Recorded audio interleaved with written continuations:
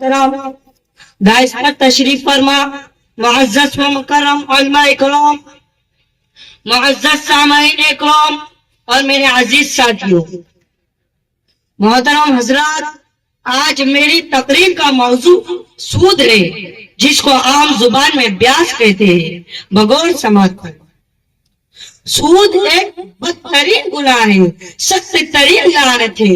ऐसी लानत जो इसका शिकार हुआ तबाही वो बर्बादी उसकी जिंदगी का हिस्सा बन गई और ऐसी बीमारी के जिसे लग गई हैवानियत और शैतानियत उसके पूरे जिस्म में सरायत कर गई।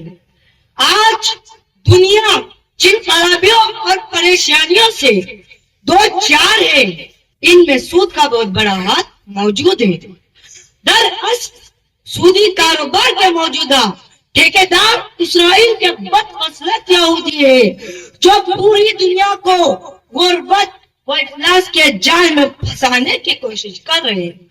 उन्होंने लोगों के जहनों में ये बात बिठा दी है कि अब सूद के बगैर दुनिया का कोई काम नहीं चल सकता। फिर एक और ये धोखा दिया कि सूद का नाम करके लोगों के सामने पेश किया। कभी लोन का नाम देकर सूद का बढ़ावा, कभी एलआईसी के नाम पर सूद का कारोबार, तो कभी कट के नाम पर सूद का प्रचार। नतीजा यह हुआ कि